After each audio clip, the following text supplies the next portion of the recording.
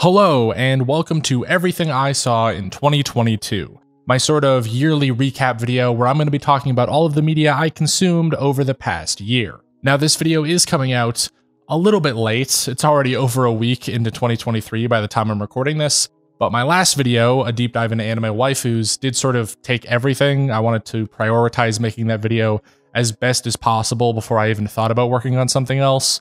So that's why my yearly recap video is now not even coming out in the year that it's recapping, for the second time in a row, because my first ever yearly recap video last year was also a little bit late because I was working on a big project. So I guess it's just tradition at this point. But yeah, this is my sort of yearly ritual where I get to talk about every single piece of media that I consumed over the year, whether it's video games, movies, television, anime, pretty much everything that I didn't get to make a full video discussing my thoughts on, but I still wanted to talk about. So I'm going to bundle them all up and talk about them now. If you're interested in a specific thing or just one show or movie or video game that I talk about, everything is linked in the description. All of the timestamps are right there, and they'll all be chaptered throughout the video, so you can skip ahead to whatever thing you want to hear me talk about. And surprisingly, because spoiler alert, I didn't actually watch that many movies or television shows or anime, or at least not as much as I did last year. So I wanted to sort of buff up this video by adding a bunch of YouTube videos that came out this year that I watched and enjoyed and would highly recommend. So that'll be the sort of last section here, is talking about all of the YouTube videos I saw, because they're great and I think more people should watch them. But before I get into everything that I'll be talking about, I just wanted to sort of briefly refresh everyone's memory on my ranking system. I talked about it last year in the last recap video, but obviously that was a whole year ago and I don't even think that many people watched that video. So basically the way I rank things is, instead of using a number system or just saying like, I recommend this or I don't recommend this, I have 4 categories that I break everything into based on how much I would recommend that you watch or play whatever it is that I'm talking about. So from highest to lowest, it's must watch, can watch, should watch, and don't watch. Basically everything is self-explanatory. It's just how much I think you should watch this thing. If it's must watch, then it's an absolute must see show that I think is like perfect or a masterpiece of some kind. If it's should watch, it's pretty good. You should watch it above most other shows, put it on your watch list, maybe watch it sometime later, but you don't have to. If it's can watch, it's good. If it's on television or something, maybe watch it, maybe don't, up to you. And if it's don't watch, straight up avoid whatever it is I'm talking about. So with that out of the way, let's get into it. Let's talk about everything that I saw in 2022.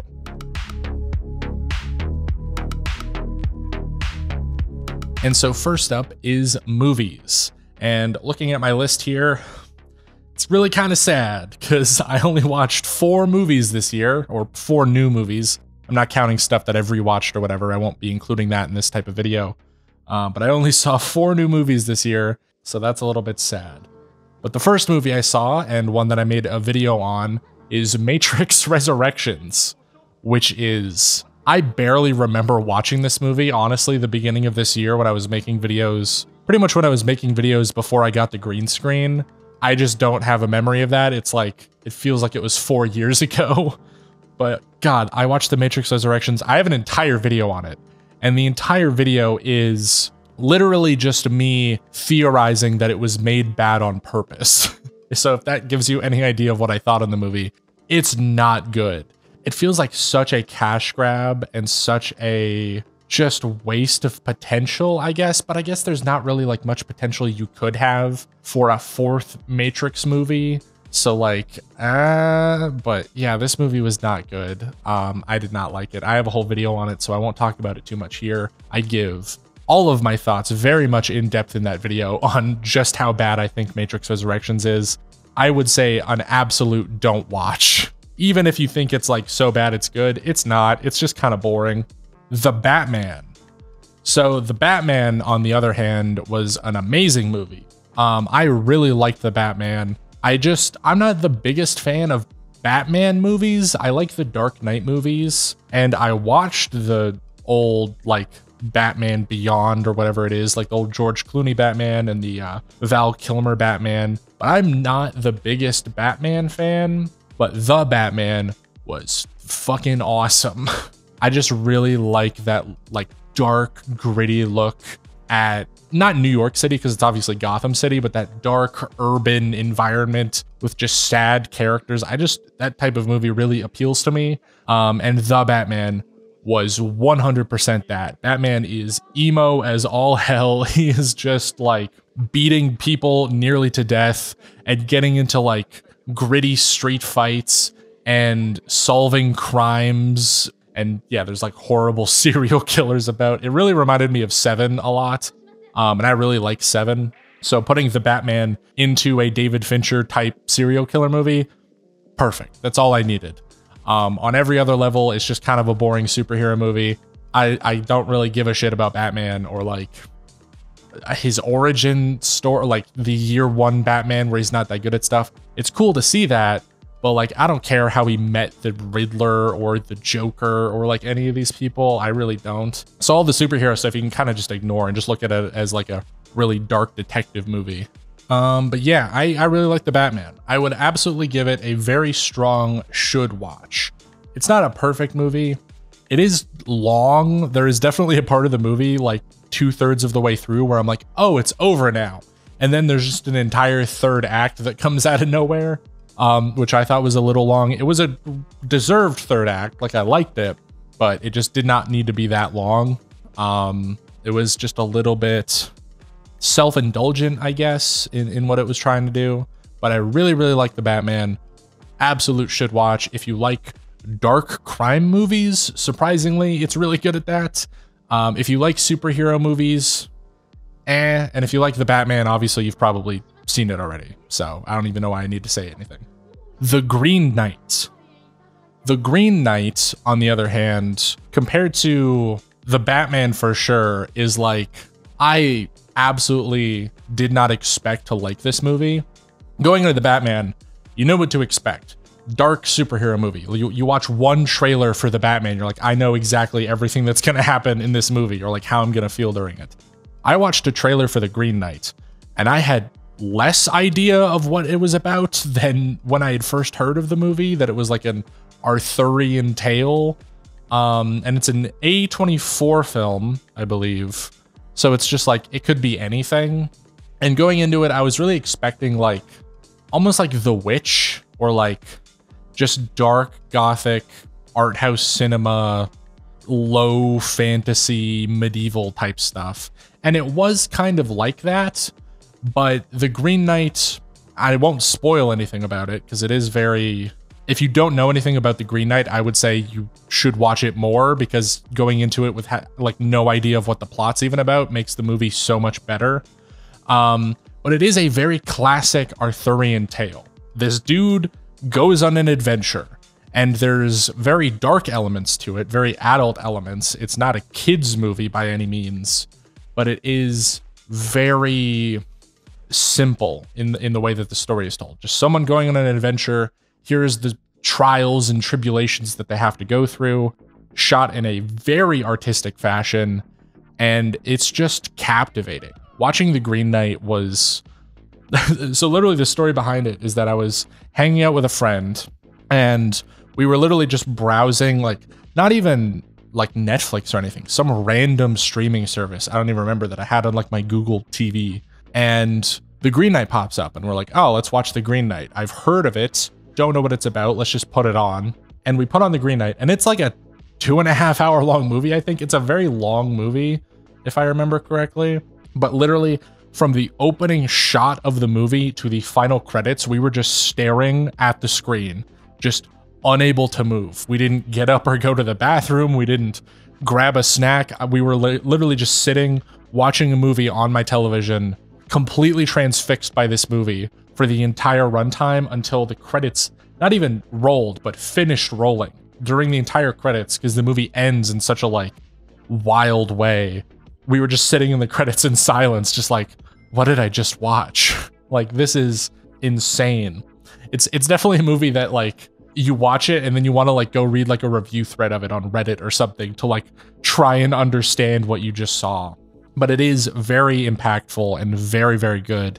And just, yeah, just like a classic sort of Knight's Tale told in a very art house way that makes it just completely captivating. There are so many, there's like a 5-minute long shot, like a one take shot of just a dude riding a horse out into a field for like 5 minutes. And then like another character comes up and like starts talking to them and the scene continues. And just during that entire time, I'm just watching a dude ride a horse across a field going like, this is amazing. This is cinema. So I think any movie that can do that or like accomplish that is a must watch in my books. The Green Knight was fantastic. Again, I don't want to even spoil what it's about. It's a knight going on an adventure. That's all you need to know. If you already know the story of the Green Knight, you know that it's amazing. If you haven't seen it and don't know what it's about, go watch it, because just the first like 15 minutes will hook you instantly for the rest of the movie. It's that good. Probably one of the best films I've seen in a very long time, not even just this year, because didn't watch a lot of good movies this year. And speaking of not a lot of good movies, King of Staten Island. This is... So I said I watched 4 movies this year. Really, I watched 3.5 because a friend of mine who I do not share an interest in cinema with recommended me this movie and actually like sat me down and watched this movie with me. And it's a Pete Davidson, I think it's directed by Judd Apatow. I think it's a Judd Apatow type comedy. Could be wrong on that, but it's a Pete Davidson sort of comedy, sort of drama, just like here's the day-to-day life of this loser, basically, type movie where he's just a bum living with his mom and like not leaving the house or going to work or anything. And then he ends up getting he ends up getting at odds with Bill Burr, who's like this other guy that lives across the street, and they have this weird like they hate each other, but they also have a father-son dynamic, and it's just like a coming of age movie, but for like a 20-year-old stoner dropout. And I didn't like it. Straight up did not finish this movie. No idea how it ends. I don't know if I can review it properly because I didn't finish it, but I think me not finishing it tells me enough that if someone has a similar taste in movies as me, they're probably not going to enjoy the movie. It's very slow and boring, and I keep wanting to call it a comedy because I think that's what it's trying to be, but it was never funny ever to me. It was just kind of like slow. So I would not recommend King of Staten Island. I didn't find anything I liked in it. I'm sorry. TV shows. Television shows that I saw that are not anime. These are Western television shows, I guess you'd say. Live action shows, whatever you want to call them. Television. The first television show I saw this year was AP Bio, which is an older show. I don't think any of the shows or movies I've seen this year are like movies that even came out this year, which is really funny to me. I do not watch movies when they come out. I haven't been to a theater in like 4 years. I don't give a shit about watching stuff as soon as it comes out. But I had heard about AP Bio a while ago because I'd heard that it's got Glenn Howerton, that's his name, playing essentially the archetypical bad teacher with a classroom that he hates, but they learn to love each other. And I just really like Glenn Howerton. I love It's Always Sunny. I love his character of Dennis in that, and I think he's really good in other stuff that he's been in because he's been in like other movies and stuff. So I really like Glenn Howerton, and I just wanted to watch something light, and this was on Amazon, Netflix. I have no clue where I watched this. I don't remember, but I remember it was like 9 p.m. and I was bored out of my mind, and I'm like just flipping through whatever to try and watch something so I could not be bored. I had run out of like YouTube video essays to watch, and I'm like, all right, I'll put on AP Bio and see what this is. And it's really good. It's surprisingly good. It's a sort of like mean-spirited comedy. Again, the whole premise is Glenn Howerton plays an asshole. He basically just plays Dennis from It's Always Sunny. And he's a teacher who's gone to this like small town school, even though he's like a Harvard professor. And he has to teach these kids even though he doesn't want to. And the kids are all like different snobby. They're all like the top smartest kids in this class, right, that he's trying to teach. And he just doesn't give a shit about teaching them. He doesn't want them to learn anything throughout his entire semester, but they all really want to learn. So there's kind of like a conflict in that. And it's just all of these different nerdy kids interacting with asshole teacher. And like, that's the show. But it was for just, I'm bored on a Saturday night and I need something to watch, this was like the perfect show. It's just actually a pretty decent sitcom that isn't like, I just hate sitcoms. Anything with a laugh track hurts me personally, and shows that are like The Office just don't really appeal to me. So this show is definitely like a breath of fresh air and kind of carried that like It's Always Sunny sort of edginess to it that I really liked. And yeah, that was AP Bio. Good show. Probably would put it at a can watch. I want to give it a should watch though, because it is pretty good. So I would recommend this show to everyone. Number 2, The Boys Season 3. So I covered in my last yearly recap, I believe I covered The Boys Season 1 and 2 because that's when I saw them. And I really liked The Boys. I still like The Boys. It's a very good show. I really love the parody of superheroes that it is. It's just like, I don't know. I feel like superhero parodies already got old, and The Boys was good to me because it kind of went past just being a parody. It's the same reason I don't really like One Punch Man that much, because it's just a straightforward parody and it doesn't really elevate the parody that much. And The Boys sort of elevates the parody in a good way, which I really liked. It sort of makes Homelander like an actual threat, and all of these characters aren't just like, oh, all of the superheroes are dumb and get themselves killed, and like all of the people who hate the superheroes don't just constantly win. Which, surprisingly, as someone who read The Boys comics, is pretty much exactly what happens. Garth Ennis, the guy who wrote the comics, just fucking hates superheroes and just wants to see them die in the most tragic ways possible for his own amusement.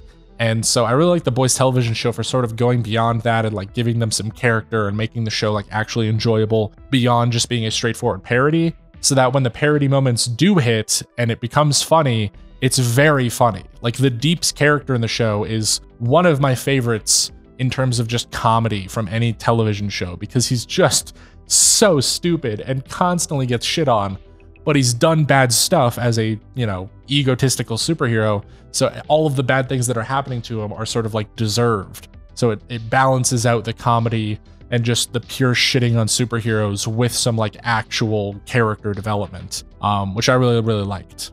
But season 3, I think, is where the show started to lose me, because there's one episode in the show called Herogasm, which, if you've seen any commercials for the show around when the episode came out, it's basically like the big episode they premiered as like, this is the event of the season type episode. And everything leading up to that was a little bit slow, a little bit slower than I'd like.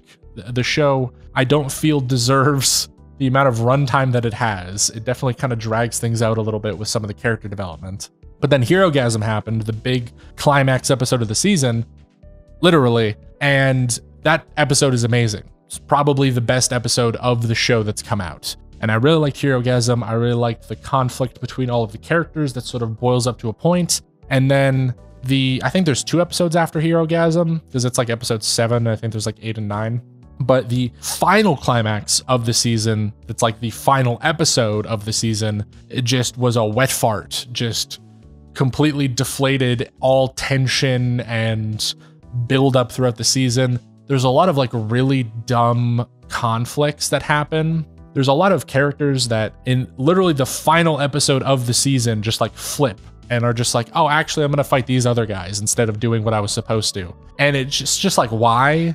And I know why. I know why. It's because they have another season to do, because the final conflict of the season is the type of conflict where if one side wins, the show ends, because it's like the final villain against the heroes. But the show has another season coming out. It's got season 4 already in production. And so the final episode of season 3 was just like, oh, and everyone fights and no one gets hurt and absolutely nothing happens. And we're just going to like reset the status quo. And so I really hope season 4 doesn't do that. I think it's the final season. So hopefully everything just starts actually like happening, and they actually like have the balls to either kill characters off or like resolve conflicts in a way that isn't like both sides kind of lose and nobody died. Because I really hated that in season 3. And this was the first season where that actually felt like a drag to me. In the end of season 2, I didn't quite feel that, but at season 3, it started to finally like get to a point where I was just done. I just want like kill someone off or something. Like I need something to change in the status quo of the show. But I would still recommend the show. It is very good.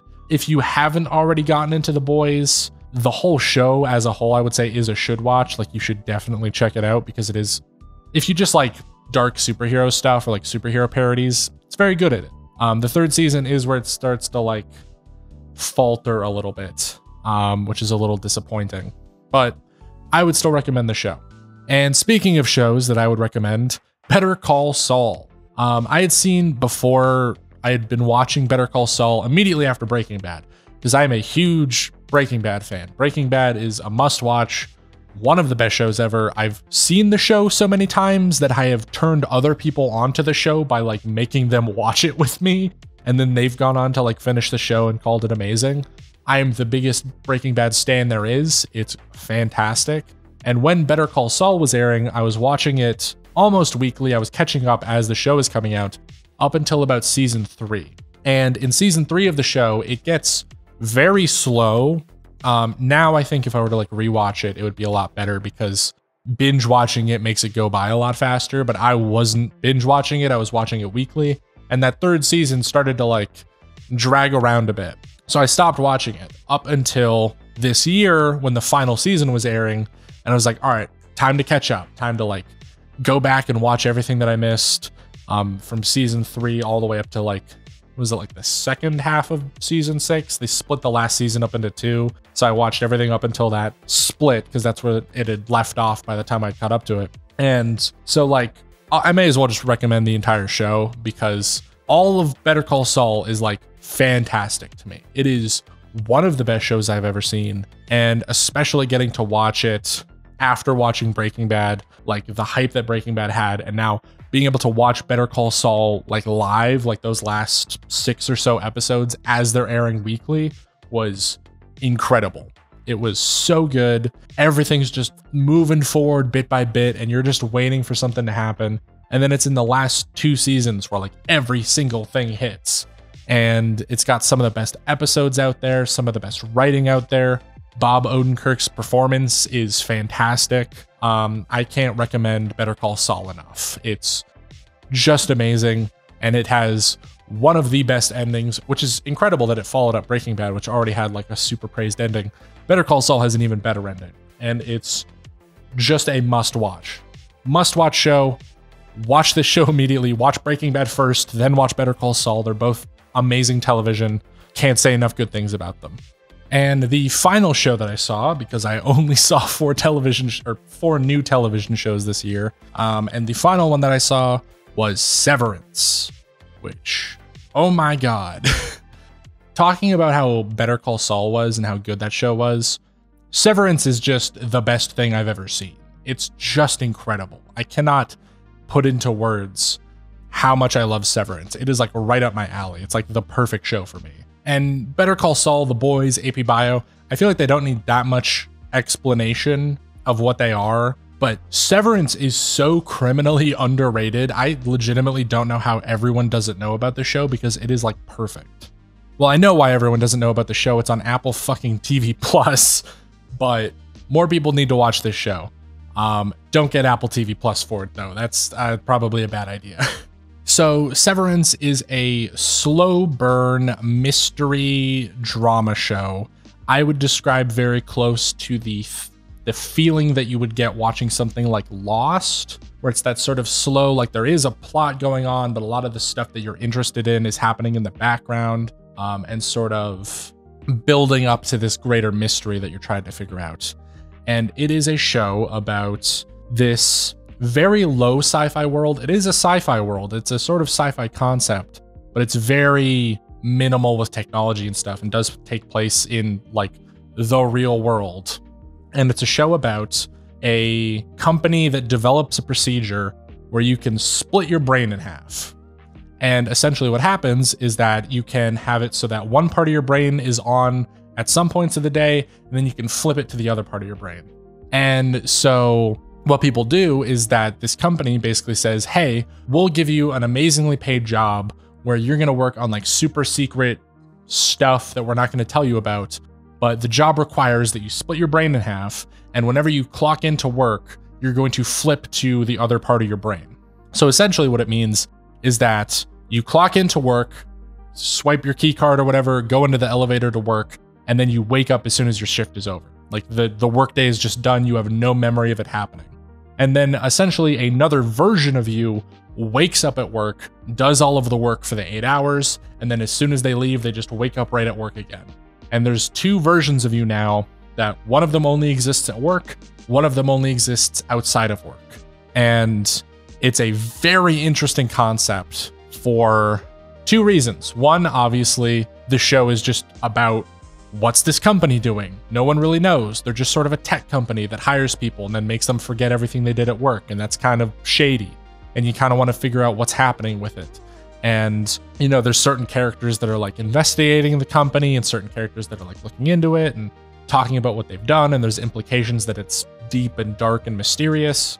And then the other half is that it is an examination of what would happen if you split your brain like this. Like, if there was a version of you who just never worked, but more importantly, if there was a version of you who woke up at work, did 8 hours of work for the entire day for this mysterious company, and then as soon as you were about to leave work, you just woke up at work again, and you never left work, and you have no memory of the outside world other than this cubicle that you work at. And so it explores the two halves of everyone's personality, which is, I don't know if it's a spoiler, but I feel like you need to explain this much in order to understand what the show is about, because I watched a trailer for this and had no idea what it was about, and then I just turned it on randomly and fell in love with it. But yeah, it has that level of like, okay, there's nothing happening on screen that's like scary or like threatening, but you just watch it and you feel uncomfortable because you're like, something's happening, like something bad is gonna happen, and I don't know why. And all of the performances are great. It's got Adam Scott from Parks and Rec, Patricia Arquette, it's got John Turturro. Christopher Walken is in the show. They don't advertise him at all because he's not like a main character, but Christopher Walken's in the show, and he's fantastic because he's Christopher Walken. And all of the characters in it are absolutely amazing. And what's even more incredible than all of the mysteries in this show and all of the drama that it builds up is that it's directed by Ben Stiller, who I had no idea directed stuff. I had no idea he was a director. And then at the end of the first episode, it just goes directed by Ben Stiller. And I'm like, oh, what? Like that Ben Stiller, the one from Zoolander? Yep, same guy. He's just the director of the show for some reason. And it's fantastic. It is the type of show where the end of each episode might not even end on a cliffhanger, but just ends on like, oh, here's kind of what's leading into the next episode. And you just immediately start watching the next episode. It would be like 4 a.m. and I would be putting on the next episode to watch and like binging it because I just needed to see what happens next because it was that good. Every single character is putting in like award-winning performances. The whole show is like edited and shot super specifically, and every single episode just has little details where you're like, oh, wait a minute, that might like explain something about the greater plot. And you're just trying to put together this mystery in your head, and it's all building up. And then the final episode is like amazing. It is a season 1, so there's gonna be a season 2. It does end on like a cliffhanger. And yeah, it's perfect. Probably the best show. I love Better Call Saul, but goddamn, Severance is so good. Everyone needs to watch Severance. It is amazing. So Severance absolutely gets a must watch, the highest must watch that I'll probably give out of everything I talk about because it is that good. And you just need to watch this show. It's on Apple TV Plus, which sucks. Don't get Apple TV Plus for it, but absolutely watch this show. Okay, so the next category is video games. All of the video games I played or new video games that I played and what I thought about them. And first, right off the bat, Elden Ring. I have an hour-long video talking about all of my thoughts on Elden Ring. Probably too long of a video talking about all of my thoughts on Elden Ring. The first video on my channel that blew up on talking about Elden Ring. That to this day, YouTube, when I look at like similar channels to mine in my little audience tab in the analytics, where it's like people who watch your channel also watch these channels. Some of them are still Elden Ring channels. See, if you ever want to hear my thoughts on Elden Ring, watch my video on Elden Ring. Spoiler alerts, I think there's a lot of flaws with it, a lot of specific flaws with it, but overall it is a masterpiece and it is fantastic. absolutely a must play, but there are some slight issues with it that I won't get into here because I have a whole video on that. So go watch that if you want to hear my thoughts on Elden Ring. Next up is Final Fantasy VII Remake, which I finally got around to. I don't know why I even decided to play this, because I'm not a Final Fantasy fan. I don't think I've even finished a Final Fantasy game before this. I can't remember finishing one, at least. I've started up Final Fantasy games. I've played like 10 hours into some of them, which is not even scratching the surface for most of them. And I just never really got into them. I really want to. I would love at some point to just go through and play all of the Final Fantasy games. I think that would be really fun. But for some reason, Final Fantasy VII Remake was like the first one where I'm like, I'm gonna give this a shot. And it's great. I love this game. I have never played the original Final Fantasy VII, so I have no comparison in my mind like a lot of people have. I know there's a lot of people who have negative thoughts in the game or like think differently of it because they remember the original Final Fantasy VII, but I've never played that game. I don't even know the plot of that game, so I have no comments on it. But Final Fantasy VII Remake, on the other hand, is fantastic. It is right up my alley.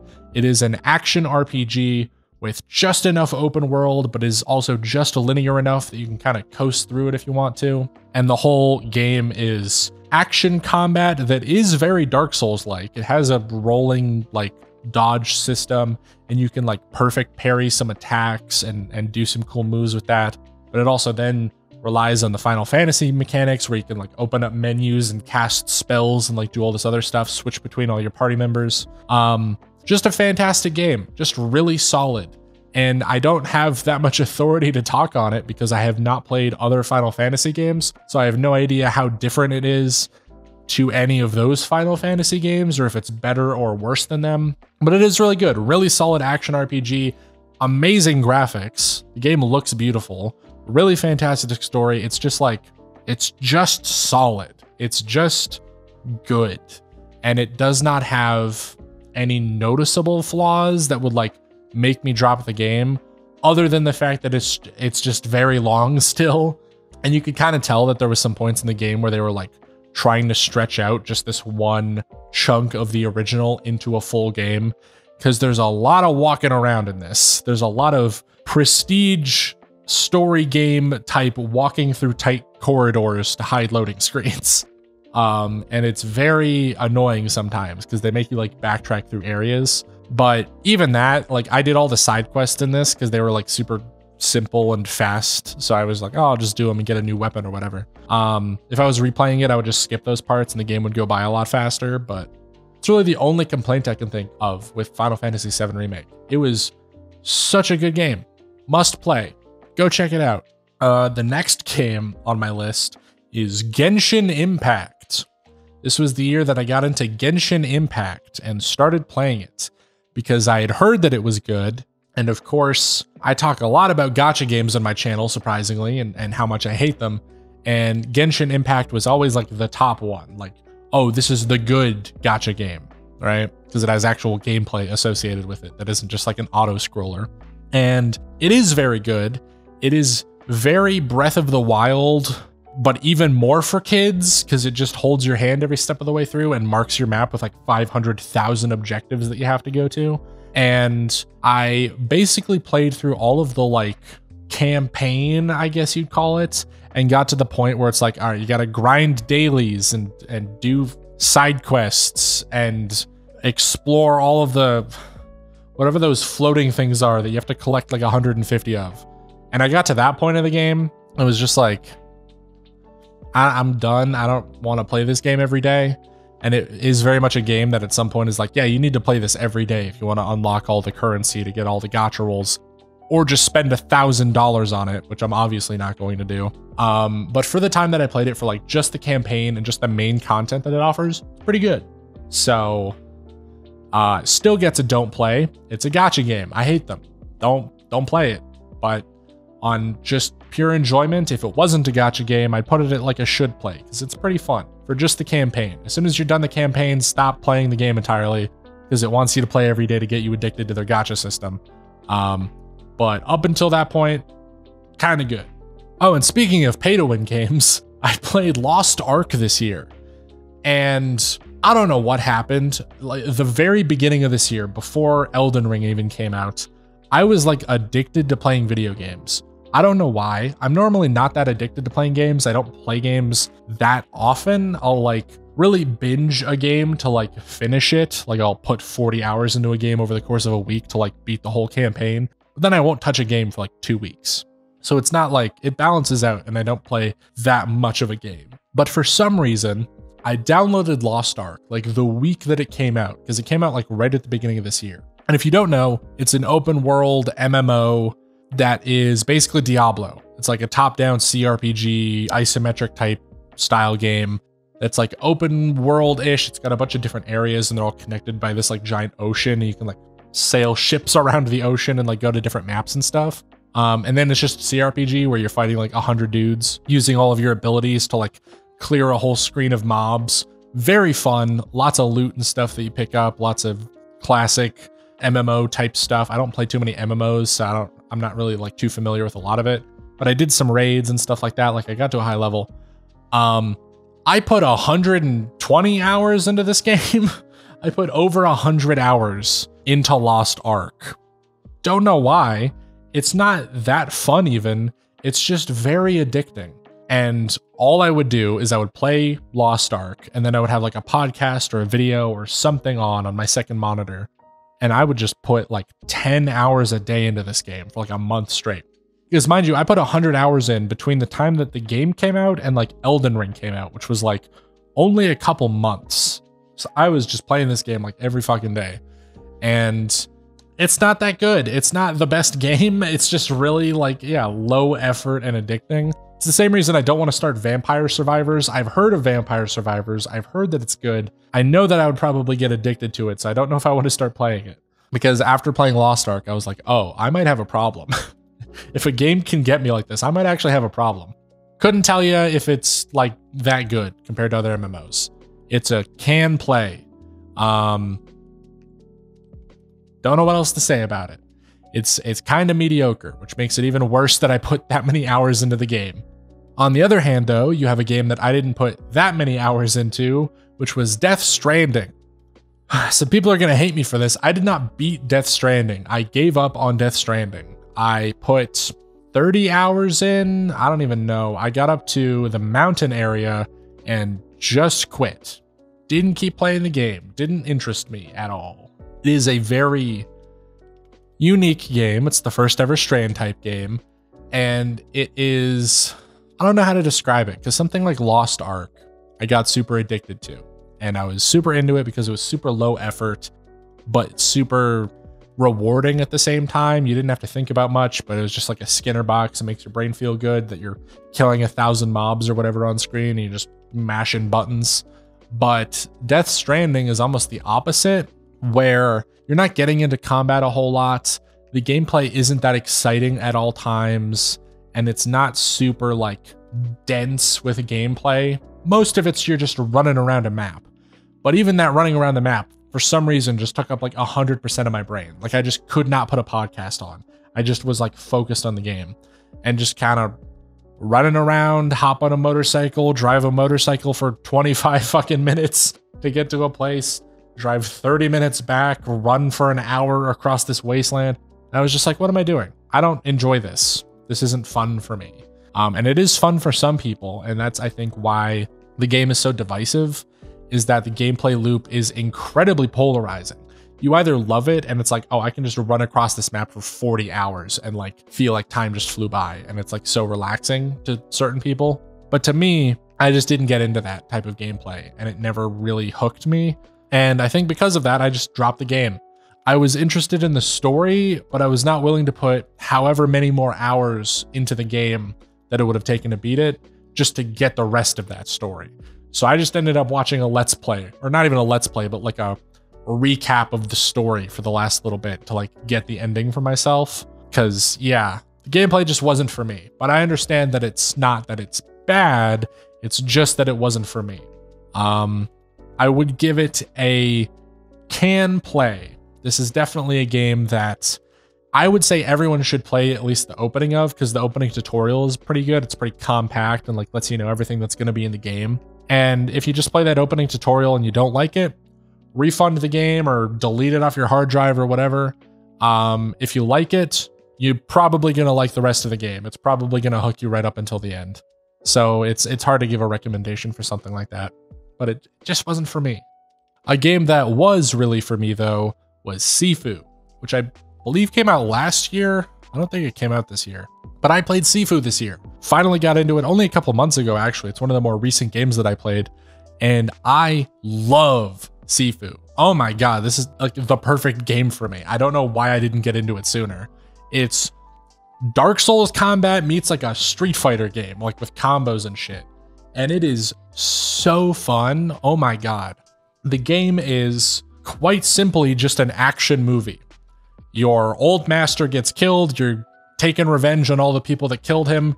There's like 5 different people that killed him, and each person has their own level that you need to go through to then beat the person. And so it's just trying to beat all 5 levels, but it's a weird roguelike game where every time you die, you gain age. So you immediately resurrect from wherever you died, but you become like 6 years older. And you're trying to beat the game with as low of an age as possible, because if you reach like above 70, I think, it's game over and you have to start the whole level again. And it is just addicting because it is so hard. Literally, when you start the game, you just get your ass kicked. It's so hard. It legitimately is an incredibly difficult game, but just throwing yourself at it over and over again, you just learn all of the mechanics and all of the enemies' like movement patterns and everything, and all of the bosses' attacks and like everything that can be thrown at you, until my final run through of the game. I think I beat the game at like under age 30, I want to say, which is really good. It means I died less than like a couple times throughout the entire game. And you're just going through it like Neo at the end of the Matrix, where like I'm blindfolded, just like hitting every single combo that I possibly can, and like deflecting every move that's coming at me. And it's incredible. The entire system is perfect. I love the game. I want to play more games by the developer because I just love the game so much. Literally the only downside to Sifu is that it's really short, because Sifu, the main game, is like an opening prologue, 5 levels, final boss fight. That's it. And the whole point of the game is that it's a roguelike. You're probably going to take like a couple hours to just beat the first level, because you're just going to keep dying over and over again. And so the whole point is that, yeah, it's just 5 levels, but in order to even beat the final level, you have to beat all of the other ones, and it's going to take you so long to get there. But I'm not even someone who's like super great at fighting games. I suck at any game that requires you to like flick the stick in certain directions to do combos. I hate that mechanic so much. I'm not good at it at all. There's one really powerful move that's like a leg sweep that you unlock by default, but in order to do it, you have to flick the stick back, forward, and then hit triangle or Y. And I just could never pull it off because I'd be constantly flicking the stick and like getting the timing wrong. I'm not that good at games like this. And yet I beat Sifu in 12 hours of game time, which is insane to me how short that is. And for reference, beating Sifu was not just beating the final boss, because there's essentially a secret ending you unlock that is beating every single boss essentially the hard way, where you like beat them over and over again essentially. And if you do that on every single boss, and then the final boss, you get the secret ending of the game, which is like the true ending, like you've beat the game now. And I got all the way there in 12 hours of game time. And I could very obviously tell that, yeah, it's something I appreciate. Don't get me wrong. The length is like, I just wanted it to be longer, but I don't think that that's a criticism of the game, because they did something which I prefer, which is heavily polish the game, make sure it's good. And then if you don't have the budget or the time, just make it short. Just make sure that the core experience is good, which it is. And I would rather a well-made short game than Cyberpunk 2077, where the game is 100 hours long, but you can barely fucking load in because the game crashes. So I would highly recommend Sifu. Must play. Goddamn, I love this game so much. And if you're at all interested in challenging games like Dark Souls, where it's like you're just throwing yourself at a boss over and over again, and that sort of challenge is fun for you, especially Sekiro. It's very close to Sekiro in a lot of ways. And if you like fighting games, especially like 3D fighting games where you're fighting multiple opponents, it's the perfect game for it. I didn't even talk about it, but the game is like heavily inspired by Hong Kong action movies. And it's got the first level of the game literally has the hallway from Old Boy in it, which if you don't know is a 5-minute long fight scene in a hallway where in the movie Old Boy, this dude just beats up like 100 dudes with a hammer and the fight just lasts forever. Fantastic, love it. This game has that hallway and the camera even like switches perspective to like let you do the like side scroller that Old Boy had. And you're just beating up like 100 dudes. It's fantastic. It's amazing. There's so many like references to like those types of action movies that are really, really good. I think Old Boy's Korean. I don't even know, but very, very good game. Must play. Absolutely fantastic. Check out Sifu. It's really good. And the final game that I'll be talking about, and the perhaps biggest game that I'll be talking about, maybe next to Elden Ring, is God of War Ragnarok. So, I mean, obviously, I played God of War 2018. I've played the original God of War games. I don't think I even beat any of them though, but I had the like old trilogy collection when that came out on like PlayStation 3 or whatever. And I do really like the old God of War games, but I loved God of War 18. I just had the same criticisms that like everyone had about that game, which was there was like 4 bosses in the game that they kept reusing. But the story was really good and it was really consistently quality. And God of War Ragnarok is just more. It is just the most God of War game that you could play. There is more of everything, good and bad. And I talked about this on Twitter, but yeah, basically the game is more story, more acting, more drama, more gameplay, but also like every flaw that God of War 2018 had, God of War Ragnarok kind of cranks up a little bit more, and it started to get on my nerves at some points. So God of War 2018 had, I think, 2 things going for it, which was really solid story that was like really prestige and really solid core gameplay. And God of War Ragnarok absolutely delivers on that. The story of God of War Ragnarok is fantastic. It is a perfect culmination of everything that happened in God of War. I did not know going into it that it would end the story. I thought it would be a trilogy and that this would only be the second game, but no, it's just a 2-part story. Like at the end of this game, the storyline, the arc, if you want to call it, is over. And so the story is fantastic. The way that everything's wrapped up, the sort of development of the characters, all of the acting is phenomenal. There's so many like really emotional moments, especially between Kratos and Atreus, that are just so good and really, really fantastic. And the story's message and themes, I think, come across really, really strong, and I really, really enjoyed it.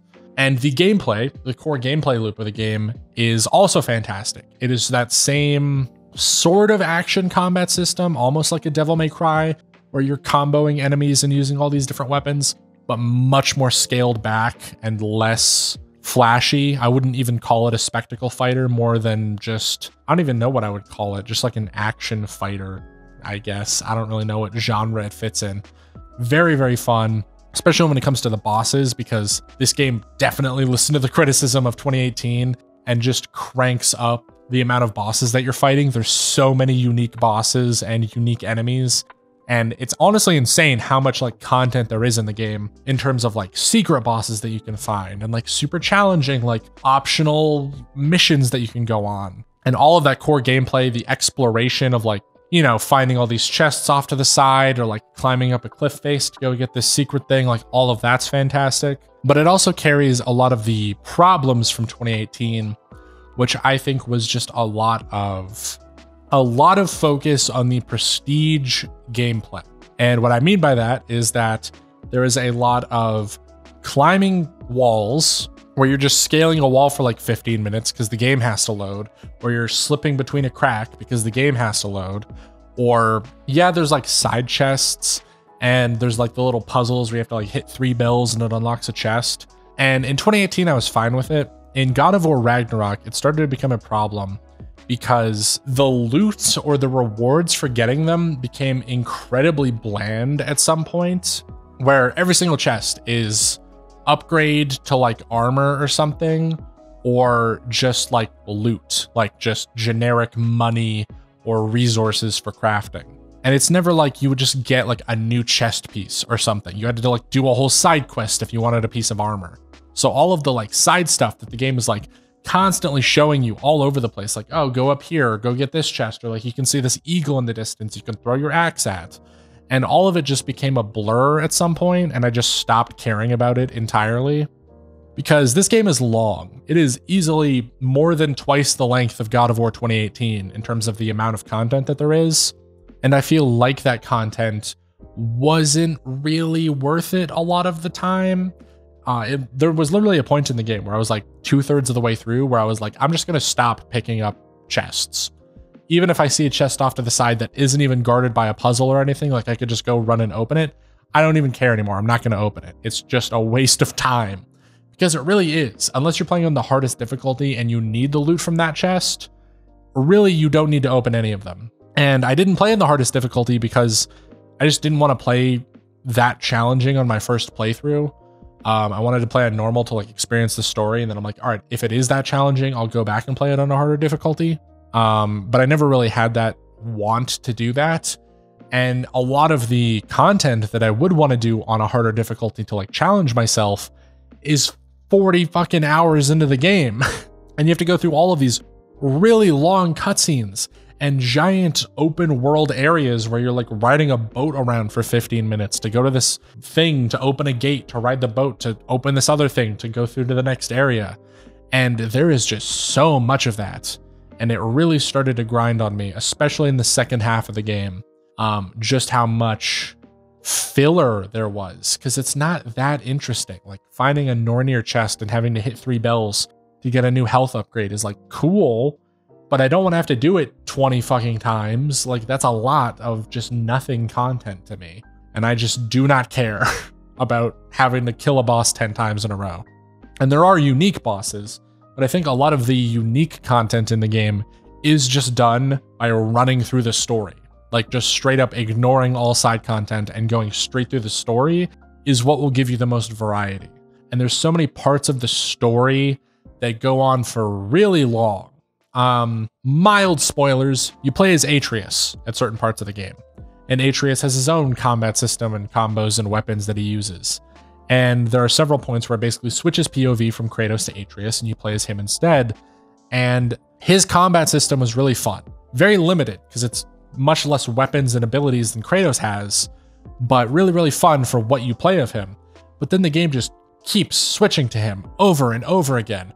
And the very limited abilities that he has, the limited skill set that you have with him, just starts to grate on you, where it's like, okay, I'd much rather have the like 3 weapons and 15 mini weapons that Kratos has and all of these abilities he has if I'm going to be doing all this content, as opposed to the 1 weapon and like 2 abilities that Atreus has. But you're going to make me play as Atreus for so long that I'm going to wish that he had more stuff, and the game never gives him like more abilities. It gives him 1 new ability that's mashing the square button, and that's it. Like that's not fun. That's not engaging for how long you play as Atreus. And so that was definitely a big thing for me, is like, there is all of the good stuff of the original God of War and way more of it, but so much more that a lot of it just starts to drag. And for some reason, there is all of these accessibility options in this game. You can color coordinate everything if you're colorblind. You can set all of the controls if you have like difficulty mashing buttons and stuff like that. You can set all of the different subtitles to be exactly perfect so you can see them. I can give nothing but praise to the team that designed all of the accessibility options for this game, and then just decided to throw that out of the fucking window when they decided to design the puzzles. Because the puzzles in this game are genuinely well thought out, but every single puzzle that you go to, one of your side companions immediately tells you how to solve it within seconds of seeing the puzzle. Like you go up to a place and you have to like throw your axe at a thing to unlock the gate. And before I even see the thing I'm supposed to throw my axe at, one of the characters goes, "Oh, hey, you should throw your axe at this thing." And you can't turn that off with a game with this many accessibility options. You can't disable that they're just giving you all these hints for these puzzles, when all the rest of it is accessibility options, like makes the game easier if you have certain problems with certain parts of the gameplay. And then for all of the puzzles, it's just puzzle tips on by default. And the characters just never shut up about like, oh, throw your axe at this thing. Oh, go over here. Oh, there's a side thing over here. And they just don't shut up ever. And it just becomes really annoying. It just becomes really frustrating. And it even carries over a lot to the dialogue as well, where just characters will just not stop talking, which I understand. You're exploring the open world and they want to have like these dynamic conversations between all the characters, but there's just too many. I just want to explore in silence sometimes. And there's genuinely no way to turn any of the conversations off. So they're just constantly talking in your face at all times for 40 hours. And yeah, it's just annoying. And that was like my main issue with the game, is just, yeah, just way too much, way too much. You can definitely tell that 2018 did so good. I mean, it won Game of the Year. So for Ragnarok, they're like, we're just not going to cut anything. We're just going to leave everything in the game and make it as long and indulgent as possible. And that absolutely hurt the game for me. So unfortunately, I think I'm going to give God of War Ragnarok a should play as opposed to a must play. And I do think that Elden Ring deserved Game of the Year. Even though I have an hour-long video talking about all the flaws with that game, I think that it is still better, and I still, even right now, would be more willing to replay Elden Ring more than I would be willing to replay Ragnarok, which is hard to say because Ragnarok had such highs and like they were so amazing at points, but a lot of the game really dragged, and that was really disappointing to me because if it didn't have that, if it trimmed the fat, it would be like a perfect game. It would be so good, but there was just too much of it. And because of that, yeah, I would give it a should play as opposed to a must play. Elden Ring was my Game of the Year. If you disagree with me, don't even leave a comment about it. I don't want to hear it. All right, all of the anime that I saw this year, which I've been getting into anime more and more, so I've actually been watching more anime than television and movies combined. But even still, with how much I am binging through anime, I am surprised by like how few shows I've still seen. I don't know, it feels like I should have seen more. I definitely wanted to binge a lot of shows. There's shows like Blue Lock and all of these cool seasonal anime, Bocchi the Rock, or however you pronounce it, that I really, really wanted to see. Just didn't have time to get into. But I did see quite a bit of anime, so I'm actually pretty proud of that. And the first anime that I saw this year was Demon Slayer Season 2. So I finally got around to watching Mugen Train, Infinity Train, the television adaptation of it, the like couple episodes they split it up into, and then the rest of Season 2. And goddamn, oh my god, Demon Slayer is like the most insane show ever in that it's so generic in its story. It is so like absolutely plain in its story. It's your typical shonen. This dude is a demon slayer. He joins a team of people who slay demons, and he goes to slay demons, and that's the show. And the demons are very obviously evil, and he's very obviously good. And like there's not much going on past that. It's just very generic shonen. And yet the animation and like fight scenes and like all of the visuals in the show, the music, everything, the whole production of Demon Slayer is the most insane shit ever. Like they released a full-scale movie, which was like the top grossing movie in all of Japan. Beautiful fight scenes, amazing choreography, everything. And then the rest of Season 2 happens, which is actual like television anime made for television. And it's even more insane looking. Like it's even more well produced and like more insane visuals. The final fight scene of Season 2, it's just watching a movie, and it's even better than a movie. It's just so well produced and so beautiful looking. I cannot believe that Ufotable is even capable of making that, period, let alone on a TV anime. But it is still like the most generic story with the most generic characters, which I still find funny. But the visuals and production just carry it so hard. So I have to give this a should watch, even if you don't care about Demon Slayer, just watch like the final episode of the season where it's the big fight scene, or just watch the movie in the end with the big fight scene. Like that's all you need to see. It's incredible looking. Then I watched Steins Gate Zero. This is going back and catching up on what I missed originally, because I watched Steins Gate before and fell in love with Steins Gate. It's my favorite anime of all time. And I had known that Steins Gate Zero had existed for a long time, and I had not seen it because I had heard that it wasn't great. The general consensus online is that if you like Steins Gate, you probably should watch it, but there's just a lot wrong with it. And I've seen entire video essays from people on how bad it is and how horribly written it is and how it ruins Steins Gate, and how it shouldn't exist, and how there's bad CG in it, which is like the most insane take I've seen, because the CG in the show is like one character that's a CG character, like within the context of the show they're CG, they're not a real person. So to use CG to animate them is just like that makes sense to me. I don't know why people were mad at that. But yeah, Steins Gate Zero, I finally watched it all, and it's fantastic. I don't know what to say. I watched the whole thing. I cried again. It's good. What more do you want from me? I really like Steins Gate. Steins Gate Zero was more Steins Gate, and it's more Steins Gate in a way that doesn't ruin or affect the original show because it's a non-canon continuation of it. So it's like an optional storyline that could not have happened if you don't want it to. So I don't get why people hate it so much, because it builds on all of the stuff from the original show, continues with the crazy time travel nonsense, all building towards this emotional heart of a story between, you know, love between these characters and the friendships of everyone around them. It's just good. It's just a good show. Not as good as the original Steins Gate, obviously, but I don't think you would really compare it because it is a non-canon continuation. It's not meant to be like Steins Gate and Steins Gate 2. It's called Steins Gate Zero because it's like a whole different thing. But I really like Steins Gate Zero. I would give it a must-watch if you like Steins Gate, like I do. I just loved it just as much as the original. There was a couple hiccups, but not enough to ever like kick me off the show or like make me enjoy it less. If you don't enjoy Steins Gate, don't watch it. Like if you didn't fall in love with the show like I did, then you're probably not going to like this, because it's just kind of like more of it. It's just fan service, essentially. It's just more of the characters. But I really liked it because I really like Steins Gate, so I don't know what more to tell you. It's a must-watch for me.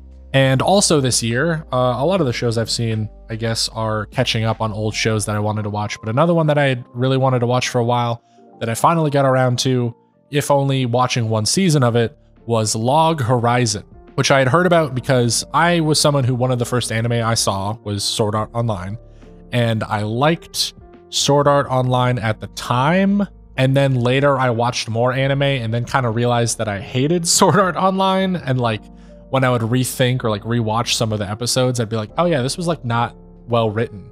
And that really sucked for me because Sword Art Online has the best premise ever. People are stuck in a video game and they have to abide by the video game rules to try and like figure things out and survive in this, what is now their reality. Except Sword Art Online just completely breaks every rule of the video game, and the video game doesn't even make sense a lot of the time. And Kirito as a main character is not, you never get the sense that he's like the most powerful person because he's good at the video game. You get the sense he's the most powerful person because he's the protagonist and he has plot armor and is like a self-insert like fantasy character. And that was really like lame to me. I just didn't care for that. And I really wanted it to be like an exploration of video game stuff, because obviously I really like video games and explorations of video game mechanics. That's like half my channel is talking about that stuff. So an anime that covered that and had unique things to say about that would be really cool. And so I'd always heard about Log Horizon as an anime that actually does that. And I finally started watching it, and I have really mixed feelings on it. I don't know quite how to describe what I think of Log Horizon, because on one hand, it absolutely delivers on everything I wanted from the premise of Sword Art Online, which is everyone's stuck in a video game. The video game rules in Log Horizon very strongly apply. Like, they are very strict video game rules. Here are the rules, here are the exact things you can do with them, and you can play around with them, but you can never like break the rules. Sword Art Online breaks the rules. Log Horizon strictly follows them, but it's like a lawyer exploiting the law. You can exploit these rules by using them in certain ways that the rules don't quite account for. And so the main character of Log Horizon is someone who is genuinely very good at this video game and is like the best player and is powerful because he's smart and knows the rules better than anyone else and knows how to mess around with the rules. And that was really, really interesting to me. And I really enjoy that aspect of it, because I enjoyed for the same reason I also had problems with the show, which is that there is like no action in Log Horizon. It is very slow. It is very non-confrontational. One of the things that you very quickly learn in the show is that it's not like Sword Art Online, where it's like, oh, if you die in the game, you die for real. They follow video game rules. You respawn. Like, there's no hard consequences like that, which they find out very early. And then as soon as they find that out, it's like, okay, tension deflated. It's not going to be like that kind of show where it's just everyone killing each other and people dying and like heavy stakes and stuff like that. The greater theme of the show becomes more of like building up society, building connections with people, and much less of the Sword Art Online, like everyone's fighting and killing each other. But then also there's just no conflict, which I felt made the show very slow for me and a little hard to watch because it was so densely focused on just characters talking to each other and like overcoming problems, which is sad because I really, really liked the premise of the show. It delivered on everything SAO did. It just went way overboard into the like rules lawyering and explanations and character building. So I would definitely give Log Horizon, though I only saw the first season. I don't know the comparative quality of the second and third season. I've heard that the third season isn't good. And the first season did leave off on a cliffhanger where there's sort of like a villain conflict that happens, which I thought was interesting. So I will probably at some point go back to the show just to see if it does hook me again, or gets more interesting, or maybe I was just in a bad mood when I watched it because it's a show that I really wanted to like, but I just didn't end up getting super invested in it. So as for right now, I will give the first season of Log Horizon that I saw a can watch, which is again, really cool concept, just very minimal. It didn't need to be a heavy drama like SAO. It didn't need to be like everyone's dying and, you know, all dark and edgy and all that stuff, but it needed to be a little bit more, I felt, in order to grab me personally. Though I did like what the show was doing. And I guess speaking of conflict, the next show on my list is Attack on Titan, season 4. The final season that isn't the final season because there's another season coming out. Whatever the most recent season of Attack on Titan was. I watched all of that as it was airing weekly because you have to. It's the biggest show ever. It's amazing. And yeah, that was this year. And oh my God, Attack on Titan continues to be the craziest show ever. I love it. Of course, seasons 1 to 3 to 4. No, I did watch 4. Did I watch 4? Whatever the season before the final season was. I think this is season 5. I'm not even keeping track at this point. Everything up until the final season was fantastic and amazing, and I loved it. And it's such a good story. And especially in the end of season 3, beginning of season 4, just completely flips the show on its head in a way that I've never seen any piece of media do, where it's just like, oh, everything I've been watching up until this point was like wrong. Like I'm watching a completely different show now that I've learned all this information. And the final season of Attack on Titan just keeps going. And it's fantastic in that it's all conflict now. All of this conflict has been building up for 3-4 seasons now. And now it's just people fighting. The climax of the show is happening. The big moments everything has been building up to happens now. And there's all of these reveals that make even the beginning of the show have new context that just blow your mind with like, oh my God, this was all planned from the beginning. Fantastic show. Can't say much more than that because I'll spoil absolutely everything. And I've heard from people that have read the manga that it's apparently got a horrible ending with like the very last part. But with the final season as it is right now, it still just remains perfect. It's the perfect like encapsulation of everything I like about shows like this and dramas like this, which is just plot twists, character development, crazy conflict, crazy action. It's still got some of the coolest fight scenes in the game. It's still got some of the coolest characters. Everything's amazing, perfect. It's a must watch, but if you're already into Attack on Titan, you've probably already seen it. So like, I'm not going to sell the show to you at this point. But yeah, the most recent season of Attack on Titan was fantastic. And on a completely different note from Attack on Titan, I also saw Spy Family, or Spy X Family. It's funny because Hunter x Hunter did the same thing. I know there's a lot of shows that use the X in the middle. It's apparently a really common thing for anime or manga to have that sort of naming nomenclature. it's weird because Hunter x Hunter, I say Hunter x Hunter. I very rarely pronounce it Hunter x Hunter, like that feels weird to me. And yet in my head, I always say Spy X Family because Spy Family just feels like such a like nothing title.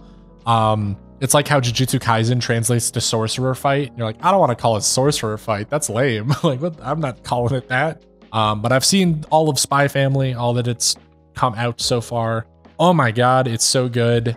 And it's so good in the complete opposite way to a show like Attack on Titan. It is slice of life and very fun. There's still action. There's still a lot of spy action and conflict and stuff like that. But it's just such a fun show. If you don't know, it's got the coolest premise ever, which is a father who is a spy, a mother who is an assassin, and the father and mother get married to each other out of a marriage of convenience so that the government's like, oh, they're just a married couple. They're not a spy and assassin. But the spy and assassin don't know what the other does. They both think the other is a normal person. And they have a kid as part of this marriage of convenience who is a mind reader who can read both of their minds and knows that both of them are lying to each other and also to her. And so the whole show is this like crazy three-way dynamic between these people who are trying to keep their secret lives from each other, all three of them, because the kid also doesn't want to tell them that she's a mind reader. And they're all trying to hide stuff from each other, and all obviously in this marriage of convenience where they didn't actually get married out of love or anything like that, but they all grow to love each other and grow to have this like great relationship with each other because they have to be around each other at all times. And there's just a lot of conflict around this. The father has to do spy missions and he has to like go like save the day while on a day out with his family. So he's doing a spy mission and then like coming back to like walk the dog or whatever. And it's just great. It's just so fun and like easy to watch. There's a lot of shows. I know when I recommend shows like Breaking Bad to people or like Better Call Saul to people or even like Attack on Titan or like a Death Note or something like that, a lot of people get turned off by it because it's hard to watch shows like that. If it's tense, if you're watching a show and you're feeling tense through the whole thing, it's hard to like binge watch the show. And Spy Family is, I think, the ultimate show to recommend to someone right now because it's so easy to watch. You're not tense. You're not ever worried for the characters, but there is still action and there is still conflict and there is still like a development of the plot that's happening. And it just makes it like such a great show. I've recommended Spy Family to so many people who like don't normally watch anime and they've all fallen in love with it because it's just so easy to get into. And for that reason alone, I give Spy Family a must watch for, yeah, weirdly the opposite reasons that I normally love shows like Attack on Titan or whatever, because it's just feel good is the best way I can put it. It's just a feel good show and that's all you need sometimes. And back to shows that I've made videos on, or I guess made part of a video on. I didn't really talk about the whole show, but I saw Fire Force this year. Watched both seasons of Fire Force for my fan service video. Well, not for the fan service video. I watched Fire Force originally as a show that I thought I would like, and then I got to the Tamaki parts, which had obvious fan service in them, and then I had the idea to make a fan service video from that, and that's actually where the idea for that video came from. So I technically have Fire Force to thank for my biggest video, or not even my biggest video, it's been surpassed by now, but the video that blew up my channel, essentially. Weirdly enough, because I didn't like it, or I didn't like the fan service parts of it, and decided to make that video on it. And I've talked about the fan service parts of it. That's a whole other section. That's all of my fan service videos, basically around stuff like that. But the show, other than the fan service, is pretty good. It's your pretty typical shonen, though it does have a really cool edge to it that I really like. It's very apocalyptic. The world, essentially, they don't even tell you. They don't even allude to it. They just kind of show you in like, whenever they're doing landscape shots or like showing the environment or whatever, that the world of Fire Force is an apocalypse. It's straight up like the world is ending and everyone's in dire straits. And they don't ever allude to it because all these characters think it's normal. But it's a world where anyone and everyone can spontaneously turn into a fire demon and start killing people. And so a special team of firefighters have to go in and kill the demon to put the fire out. And everyone has different fire powers, which is something I commend the show on, is that for dozens of characters that all have fire powers, somehow all of them still have unique and interesting powers. Admittedly, some of them use the fire powers in ways that completely defy physics, but it is really good. It's classic shonen with a little bit of an edge to it, where it's like this apocalyptic scenario, and all of these firefighters are having to like try to figure out the secret of this apocalypse that they're sort of in, while fighting bad guys who also have fire powers, and fire demons who have fire powers. And it's made by David Productions. I talk about this in my fan service video. It is like the coolest sound design ever, where it just does like the heavy bass drops like a Zawarudo, and it does like that cool sound effect that David Productions loves to use. Some of the fights are insane. It's got my favorite character archetype ever, which is essentially the Gojo from Jujutsu Kaisen character, the protagonist's like mentor, who is clearly just the most powerful person in this universe, like unquestionably. And every time they get into a fight, they just wipe the floor with whoever they're with. But of course, they're not in the actual fights that matter. They're just like the mentor that shows up every once in a while. I just love that trope. I don't know why. It's my favorite. I love All Might in My Hero for the same reason, because he would just show up and like insta-kill the bad guy in one punch. And it's like, oh yeah, that's pretty fun. But yeah, Fire Force, just classic shonen. It does have problems. The fan service is obviously just terrible in that show. If I'm making an entire video on it, you know I probably have strong feelings on it. It just completely ruins the pacing sometimes. And the characters themselves aren't that interesting. Like the protagonist's motivations aren't anything special for a shonen like this, but it is pretty good. I would definitely give it a can watch, though heavily asterisked with if you're okay with the weird fan service shit that the show does. Because if you're not okay with it, I would say just don't even watch the show, because it can completely just catch you off guard sometimes and like ruin an entire scene, which is unfortunate. And I've heard a lot of people, so many people left comments on my fan service video that the Fire Force manga, which is now ended, covers why Tamaki has fan service. And I read into it and I understand now sort of the point, but it doesn't make it better. It's my point was always that it interrupts the show, and that's the reason, not that the fan service itself was bad. It's just how it's utilized in it. Which even explaining that like, oh, it was planned all along that she's a fan service character doesn't really make it better when it interrupts other parts of the show. But a lot of people have comments about on my fan service video about how, yeah, the author sort of planned Tamaki as this fan service character almost as a commentary on fan service. But I don't think that changes much. And I'm not interested enough in Fire Force to read the manga to finish the story to like get the full picture. So it's like, whatever. It's a can watch, pretty good show. Watch clips of it on YouTube where all of the sound effects go like heavy bass, because that shit's awesome.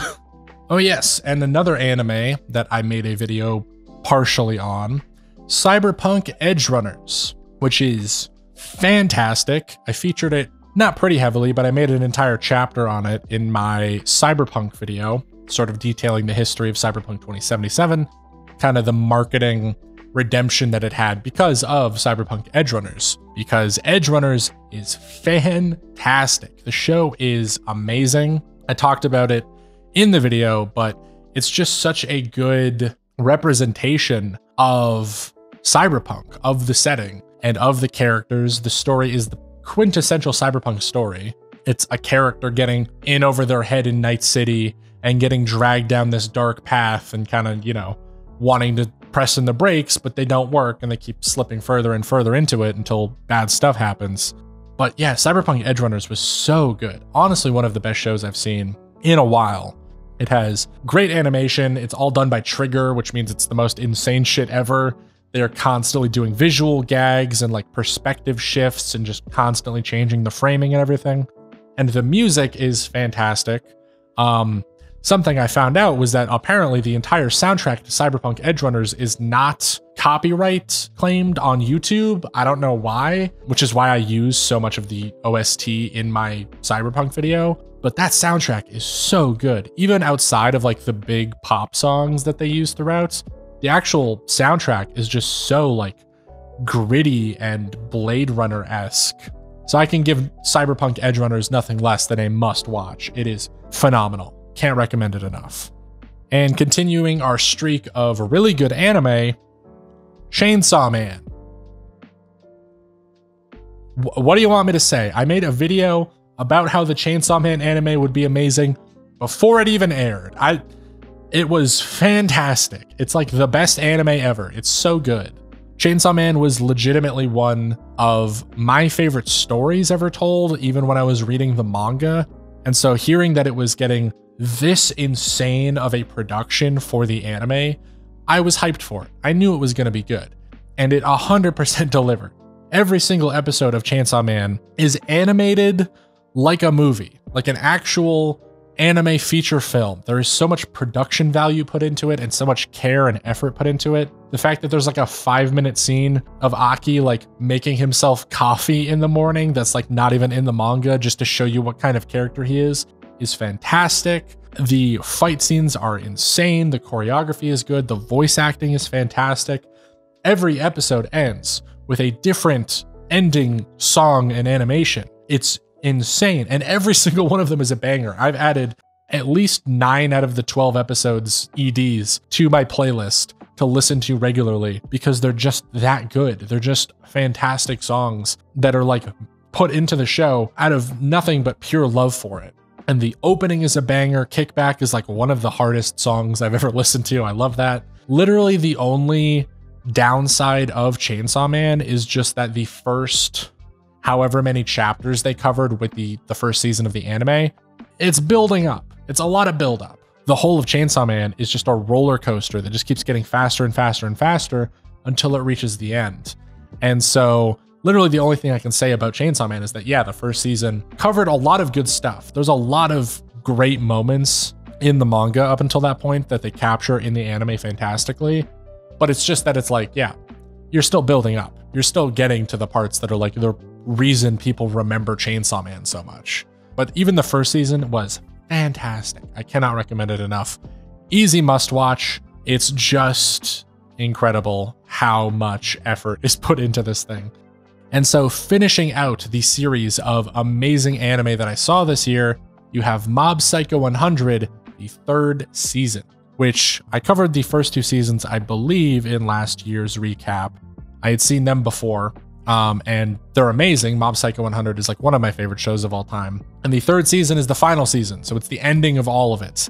And it is so fantastic. It's so well done. And honestly, I think I liked it more than Chainsaw Man, which is hard to say because I really like Chainsaw Man. But the final season of Mob Psycho 100 is a perfect conclusion to the story. It never once missed. It is still fantastic. It still has amazing fight scenes and just insane choreography and animation between all of these different characters with psychic powers fighting each other. The thing I love about Mob Psycho is that it has a very strong message about empathy and about being open to one another. The fact that throughout the show, Mob is clearly the strongest psychic. He's clearly the strongest character that there is, and he would win any fight against anyone because he's essentially One Punch Man of this universe. But the show makes it very clear that if he has to resort to fighting someone, he's basically lost. They should never have to come to blows, and they should never have to come to conflict like that because you should be able to talk to someone. You should be able to open up to them. You should be able to resolve the conflict without having to beat them to a pulp. And the 3rd season kind of perfectly wraps up the arc that Mob goes through throughout the show in resolving and empathizing with all of these people and reconciling with himself, kind of like who he wants to be. And I won't spoil anything about it, but the final episode of Mob Psycho it's just perfect. It perfectly sums up what the series is about in a way that has been very obvious from the first episode and makes it a story that I think will 100% withstand the test of time. And I remember reading that the author, had talked about how he was writing a bunch of other manga, I think One Punch Man first, and he wanted to write Mob Psycho because he wanted to write something kind. I believe that was the quote. I might be wrong on that. And Mob Psycho 100 100% represents that for me. It 100% represents a show that is willing to have tons of action and tons of conflict and resolve them all in ways that are genuinely kind, which you do not see with like any other shows. Even something like Spy Family, it's still like you beat people with violence at the end of the day. And to see a show that's so actively persists on empathy and kindness above all else and makes that its message, even going into the final season, reconciling with everything, is fantastic. It's just perfect. And I really liked Mob Psycho way more than any other anime I saw this year. And I think that if you haven't seen any of it yet, you need to watch Mob Psycho because it is moving while also being like your generic shonen parody like One Punch Man is, where it's the overpowered character beating all of these people to a pulp. And there's these incredible fight scenes. Season 2 has the craziest fight scene I've ever seen in an anime or show, period, where one of the characters can see that, no, he can read other people's minds and also teleport. So if you're gonna attack him, he can read your mind that you're attacking him and like teleports behind you and kicks your ass. And so like 7 people have to team up and fight this one dude who can essentially like see the future. And it's such an insane fight scene. And it's second fiddle to like the emotional stakes that happen later on in that same season in season 2. And season 3 is the very same, where it's people beating each other up with crazy psychic powers. And then all of that melts away as soon as people are talking to each other. And as soon as they are able to actually like connect with each other, because that's what the show is about. And it's a must watch. You should go watch Mob Psycho. Of any show that I've recommended, go watch Mob Psycho. It is fantastic. Okay, and for the last segment of media I consumed in 2022, I wanted to talk about YouTube videos, because obviously I watch a ton of YouTube. It's kind of part of my job at this point. And one, to talk about every YouTube video that I saw this year would be insane. We'd be here all week. But 2, watching YouTube videos is also part of the reason why I don't see a lot of movies or television shows or anything, is because I'd prefer to watch a video essay than I would a full feature film a lot of the time. So I think that it's important that I sort of recap a lot of the best that I've seen this year, and recommend them to you guys. All of the videos that I've picked out are curated as must-watches. All of them are in the top category, and I think they're all amazing. And I just want to share some of them because I think more people should check them out, even if they already have tons of views already. So I'll be briefly running through the list here of YouTube videos that I think are great. All of them are linked in the description, so you can go check them out. And I won't spend, hopefully, too much time talking about them because I'd want more people to watch them as opposed to hear my opinion on them. Did People Used to Look Older by VSauce. This is a classic. VSauce's videos in general are amazing, and he is a staple of YouTube at this point. He is pretty much synonymous with good YouTube videos. But his video, Did People Used to Look Older, that came out this year, is just another banger, just another insane deep dive into some weird scientific or like cultural thing that a lot of people don't really talk about. And I just really like VSauce's videos, so absolutely go check that one out. It's really fascinating. I ate at every rainforest cafe in the country by Eddy Burback. And now Eddy Burback isn't really a YouTuber that would typically make a list like this, because I consider Eddy to be more of what I would call a regular content YouTuber, in that instead of making big videos or like magnum opuses, he just puts out regular content. He puts out regular videos talking about whatever it is that interests them. Eddy Burback, Drew Gooden, Danny Gonzalez are all kind of like that, where all of their videos are very, very good, don't get me wrong, but none of them are like, oh, this is the most amazing video I've ever seen in my life. But I ate at every rainforest cafe in the country is sort of special because it's essentially a very long road trip, documentary, I guess you'd call it, where Eddy Burback and his friend, another YouTuber, Ted Nivison, who I really like, go on a road trip across the country and try every rainforest cafe, which is like a shitty themed restaurant that is basically failing and dying at this point. And specifically, I think I like this video because Eddy made the video as a sort of descent into madness, where as the video goes along and as he eats at more and more rainforest cafes, his mental state just gets worse and worse, and it just keeps going downhill. But the person he went on the road trip with, Ted Nivison, also made a video about the exact same trip that they went on, and he is just having the time of his life. He is just overly positive about the whole experience, and it's a really fun sort of double feature that I think is really, really interesting. So definitely check that out, where I would normally not recommend a video by Eddy or Ted just because they are regular. This one I think stands out. An incorrect summary of Ultra Kill by Maxor. And so speaking of, I guess, regular content YouTubers, you'd have the opposite of that, which are people that just make very rare videos that are events. And Maxor is one of those YouTubers. I have no idea how he does half the stuff he does. Every video by Maxor is the most insane thing you've ever seen in your life. It is an insane commentary on insane video games that watching them makes you feel insane. His editing is so fast-paced and frantic, and with so many different layers and just constant edits and jokes and overlays, sound effects, music, everything. And so it's just 20 minutes of unrelenting edits throughout the video. And the incorrect summary of Ultra Kill is like a story. And I really like the entire like video as a whole, as a sort of scripted narrative that he creates, where he is summarizing this video game that's absolutely insane on its own, even without his crazy edits on top of it. I believe he even got the official voice actor or one of the voice actors from Ultra Kill to voice in the video as the character he plays, and he's constantly riffing off of Maxor. It's incredible. And I had originally put it on my list back when part 1 came out, but part 2 of An Incorrect Summary of Ultra Kill recently came out and is even better than the first. So I would highly recommend those videos. They are a lot to get into. It is flashing lights for 30 minutes straight, and it makes your brain feel like it's on acid. It's crazy, but I love Maxor's videos. Shadow the Hedgehog Real-Time Fan Dub by SnapCube.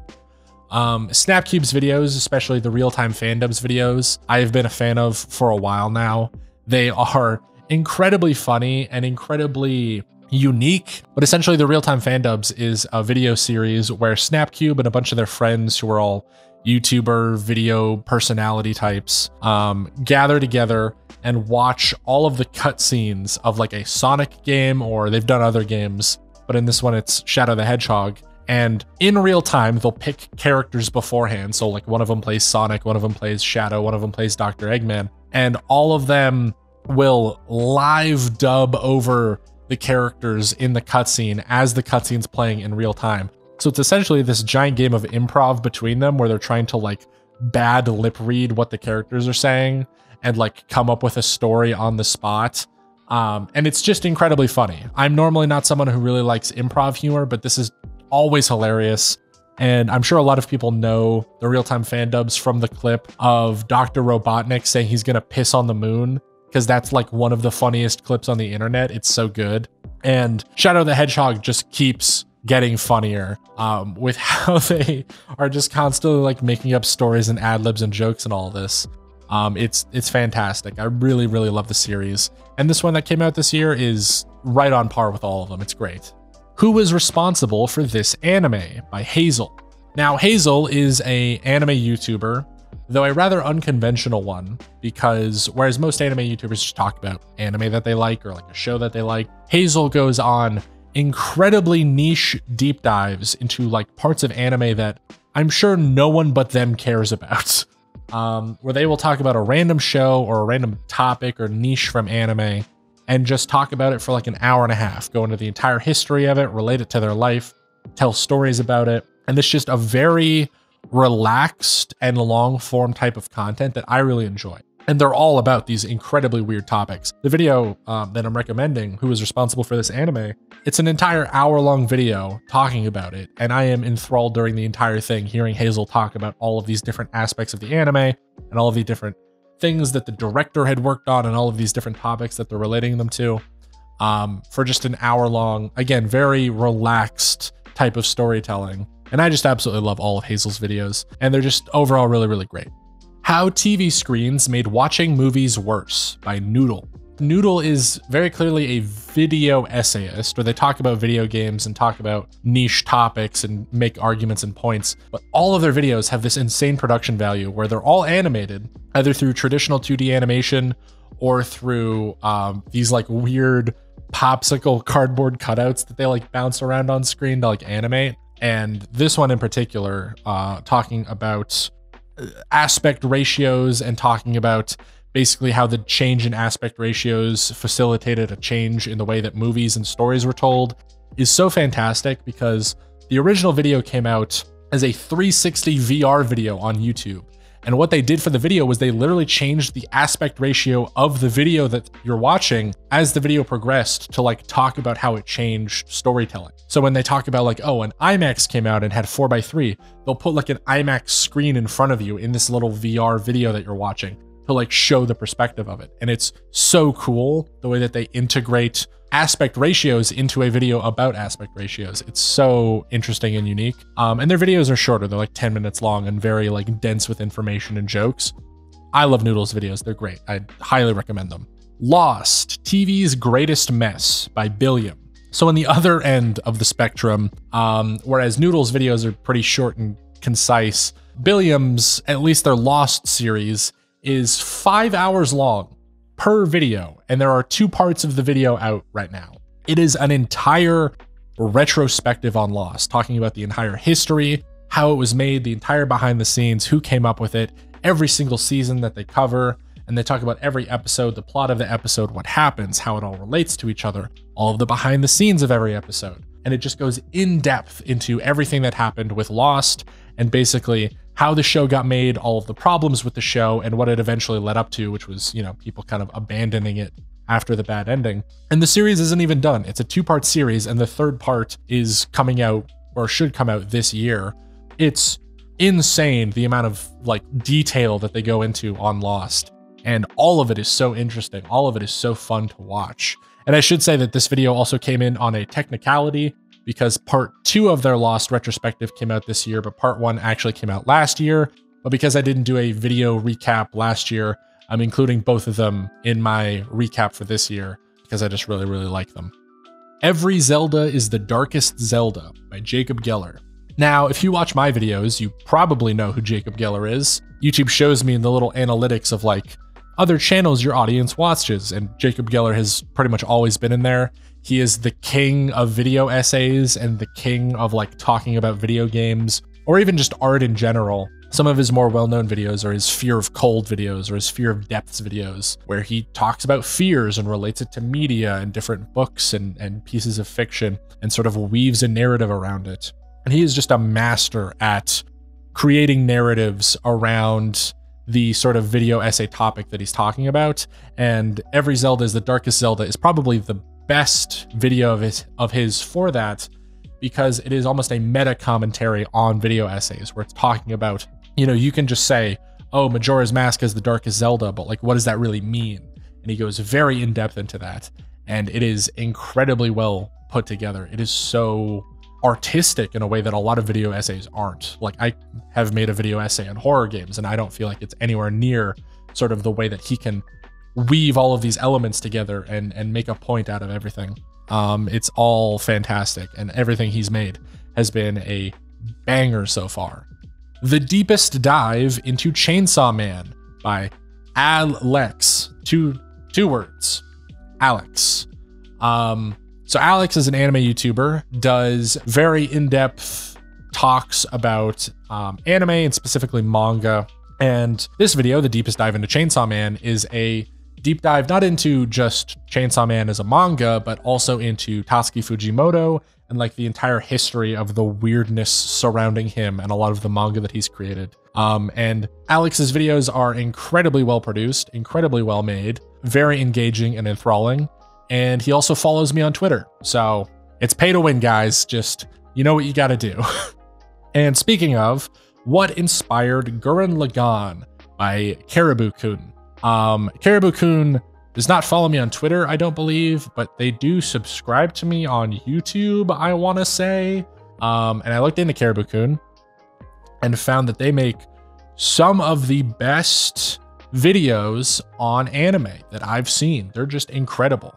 And what inspired Gurren Lagann is like legitimately amazing.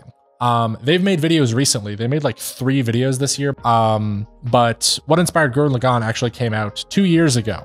And obviously I wasn't even making videos like this 2 years ago, so I couldn't talk about it then. But I felt like to not include this video on my best of list, even if it didn't came out this year, whatever, I don't care. Screw the rules. But what inspired Gurren Lagann is legitimately like an insanely well put together video. I cannot explain how cool the video is. It's literally just every inspiration that went into Gurren Lagann, which is an insane amount of inspirations. There is an insane amount of things that went into this show and went into the backstory and all of the directors and everything that happens and every single little detail and reference and everything that goes into it. And it's all like perfectly put together into this like very neat, almost documentary style video that is just very engaging and one of the best videos I've seen on the platform, definitely about anime. So I do have to give a big shout out to Caribou-kun and this video of theirs. I did like their videos that came out this year. I've watched all of them. Their video on Naruto, which was like a part of a series, I really enjoyed this year, but I just felt like What Inspired Gurren Lagann is like one of the best things I've seen. And so I had to shout that out, even if it didn't come out this year. Evermore, the theme park that wasn't, by Jenny Nicholson. Jenny Nicholson's videos are all so addicting in that they all talk about theme parks or like failed properties. They have one on like Avatar Land at Universal Studios. They have a couple on like failed movies and television shows or like Broadway plays. And all of them are just so interesting as deep dives. The way that she is able to talk about a subject for so long is just fascinating. And Evermore specifically is a really interesting subject where it's this weird fantasy, like Dungeons and Dragons type theme park that was created as like a role-playing theme park, but the whole thing was like doomed to fail from the start and ended up being like this disaster. And Jenny just goes through like the entire history of it, why it failed, everything wrong with it, all of the weird backstories and like honestly horror stories of some of the people that like worked at the theme park. And it is a 4-hour-long video, but it is so interesting on this entire history of this weird theme park that I had never heard of before and is absolutely fantastic. And I would highly recommend that you check that out, as well as Jenny Nicholson's other videos if you haven't heard of her before. Man in Cave by Internet Historian. Now this video, I'm sure most of you have heard of Internet Historian before. He's like one of the biggest YouTubers on the platform at this point, and his videos especially are like events when they come out on the internet. Like everyone's talking about them. So I'm sure most people have heard of Internet Historian. If you don't know, he makes long documentaries on like random stuff, basically. He made one on the Costa Concordia. He's made a bunch on like old internet stuff, which is where the username comes from. And this video is about a man who gets stuck in a cave. And that's about it. There's a dude who is trying to like dig into a cave because he wanted it to be like a tourist attraction, and he ends up getting stuck in it. And an entire crowd of people gathers around him to try and get him out of this cave. And it's absolutely fascinating. An Internet Historian has like the best production value on the internet in terms of like documentaries and all this stuff, where he's getting people to voice act and he's animating all this stuff and adding in all these segments that I have no idea how he has the time to make, even with an entire team behind him. Fantastic video, thoroughly engaging, even more so than most actual documentaries I've seen, if that says anything. So definitely check that out if you haven't already, because I imagine most of you have probably seen this video already. It's got like 100 billion views. Influencer courses are garbage. The dark side of content creation by Super Eyepatch Wolf. Super Eyepatch Wolf, I imagine most of my audience also knows, because again, I can see on my little YouTube analytics who you're subscribed to. And Super Eyepatch Wolf is one of the people. And he's also a massive YouTuber at this point, making some of the best video essays on the platform and videos that dive deep into insane topics like the entire history of Garfield and Undertale and all these different things.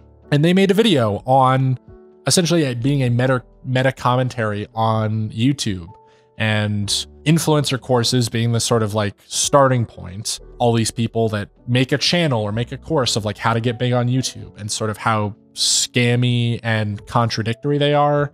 And then he goes off into this incredible deep dive on his history with YouTube and how kind of YouTube growth actually works and what it's like to blow up as a content creator who has 1 million subscribers like he has, and how it all feels. And as someone who blew up this year and who started making content seriously this year, I can definitely relate to this video. It is very hard hitting and absolutely amazing. Like all of Super Eyepatch Wolf's videos are, the way that he's able to keep you hooked throughout like an entire hour-long talk on anything is super commendable. And I absolutely love his videos. This one being especially hard-hitting for me as a YouTuber. And the best video that I saw this year, the absolute pinnacle of YouTube for me this year, last year, 2022, is Disney Channel's theme, A History Mystery by Defunctland. And if you haven't heard of Defunctland, they make some of the best content, not only on YouTube, but on the internet. They are a documentarian who specifically works on videos on defunct theme parks or failed theme parks, failed roller coasters, a lot of stuff to do with Disney and Disneyland and failed Disney properties and stuff like that. And in this video, they talk about the Disney Channel theme, which if you've ever watched the Disney Channel, you've heard before. Everyone's heard it, though not a lot of people remember it. And that's sort of why they made the video, is there's this very interesting theme from the Disney Channel that a lot of people know. If you played it, you would definitely recognize it, but nobody knows where it came from. Nobody knows who made it. Nobody knows when it even, like what year it was even written. And so Defunctland goes on this insane journey to find who wrote the Disney Channel theme, when it was written, and it is inspirational, to say the least. It is a video about creation and legacy, and it is fantastically made. One of the best videos I have ever seen, one of the best videos on the platform, one of the best videos on the internet. And yeah, even if you're not interested in the Disney Channel theme, I would highly recommend you watch it just for the production and the conception of this video alone, because it is deserving of all of the praise in the world that I can get it. If there was an Oscars for YouTube videos, this would sweep the entire award. So yeah, huge shout out to Defunctland. That video is insane. I absolutely loved it and would highly recommend that anyone watching this video go check it out. And so that kind of wraps up this entire segment of everything I saw, played, consumed in 2022. I'm still surprised that I didn't see that many movies or television shows. I wanted to watch more anime, but looking at the gigantic list of YouTube videos that I recommend and how that list was probably twice as long when I originally came up with it and I needed to trim it down, it's pretty obvious where my priorities were. I am a YouTube watcher through and through, and crazily enough, this year I became a YouTuber. I became someone who makes YouTube videos, which is insane to think about. For anyone who hasn't seen my recap video from last year, something that I wanted to start doing with that video, because I was finally sort of taking YouTube seriously, was talk about all of the milestones that I hit during the year. So basically like how many subscribers I got, how many viewers I got, everything like that. And from only 1 year ago, just guess where I was at, because even I don't really believe it. Here, I'll even play the clip from last year's video talking about how many subscribers and everything I had, because yeah, it's crazy. I mean, first of all, YouTube has sent me an official YouTube. I keep wanting to call it the rewind, but I'm not going to call it this time. I know it's called the recap, I believe, the YouTube recap, which is just sort of all of the statistics of the year, how many views I've gotten, how many likes and all that. And at the end of 2021, I am currently sitting at 84 subscribers and a total yearly view count of 878. Which is 84 more subscribers and 878 more views than I thought I would get. So I think I'm doing pretty good. So yeah, last year at the very beginning of 2022, I had a total of 84 subscribers, 878 views, 3,240 watch minutes, and 43 likes. What's crazy about that is I remember I'd been making videos for years up until that point. And I remember thinking 84 subscribers and especially 878 views was insane. Like that's a lot. That's almost 1,000 views. That's almost 1,000 people that have seen my videos. That's crazy. Yeah, and that was the beginning of 2022. And so after making videos now more seriously for the entire year, at the end of 2022, I just want to share my stats. From YouTube's end of year recap for 2022, my snapshot is 62,000 subscribers, 3.8 million views, 46.7 million watch time minutes, and 206,000 likes. That is insane to me. That is, it's numbers that are so big that I can't even like fathom them. Like with 878 views, I could at least like, okay, maybe I could picture that amount of people in a field. With 3.8 million, you can't even, that's too many people. Too many people have seen my videos. And so to wrap up this video, I just wanted to talk a little bit about the future of the channel, at least in like big picture terms of what I want to do. So this video, as it's kind of brewing in my mind, I think is going to go up on my second channel. And what I want to do with that specifically is my goal for 2023 is to make more videos. That's my #1 goal. And so I think in doing that, I want to sort of split up my videos into the more produced videos and the videos that are less produced or are just like completely different from my normal content, like end of year recaps or Q&As and such. And I want to put all the ones that are completely different from my normal content on the second channel. And I have 3 main goals that I came up with for trying to go into the new year. Goal number 1 is make more than 20 videos on my main channel. I made exactly 20 videos on my main channel in 2022, and that was not doing YouTube full-time for over half the year and working a full-time job during part of it. So like clearly production could have been much higher. So I want to make more than 20 videos. I want to make more main channel content this year than I did last year. I think that's a no-brainer. Goal number 2 is that I want to start streaming at some point. I would love to start streaming, just playing games or like talking to people in chat or whatever. Streaming just seems like such a fun thing that a lot of people do. And I would really love to start doing that. It is something that I would need to work towards because I'm not used to unscripted content. Even recording videos like this unscripted feel weird to me. So definitely doing it in front of a live audience would be horrifying. But I think it would be really, really fun. And goal number 3 is to start posting on my second channel. I've had this channel pretty much since I've started my main channel, just as a way to like, I've always thought like, oh, if I ever have a video that's like out there or something, I can post it on the second channel. But then usually they just go up on the main channel. And what I've learned from that is that if you post like a Q&A or a recap video like this one or something that's like just completely different from my main content on the main channel, YouTube does not like that at all. I mean, one, the video doesn't get a lot of views just because who cares about a Q&A? Like that's pretty obviously not going to get as many views as like a well-produced video essay of mine. But then YouTube looks at that and goes, oh, this video didn't get that many views, not that many people clicked on it. We're going to kind of not promote his next video. So for any videos that are just like completely out there, like different or Q&As and stuff that I might do in the future, they're all going to go up in the second channel.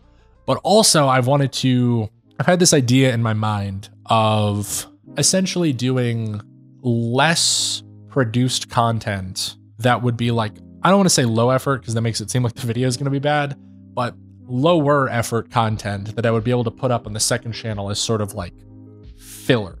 So for example, anyone that's subscribed to Pyrocynical or Ludwig, my idea for a second channel is very similar to what they do, where if you don't follow Ludwig, he has like his main channel where he live streams from, posts all of his regular videos from, but then he has a second channel called Mogul Mail where he covers like news. And all of the videos are, I think he has talking points, but they're all unscripted and they're all like one take, very little, if any, edits. And he just kind of puts them up on the second channel. And Pyrocynical does the same thing.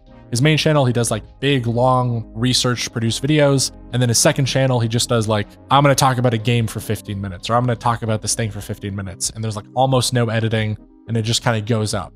I would love to be able to do that because I in thinking about this recap that I do and how I don't really talk about a lot of media throughout the year because unless I have an idea for a video for it, which is like a scripted video, I don't really talk about a show. Like if I just watched a show and liked it and don't have much to say for a scripted video, I just won't post anything on it on YouTube. So I would love to be able to make non-scripted, lower effort content that I'm able to kind of put up on my second channel as filler while I'm making my more longer produced videos.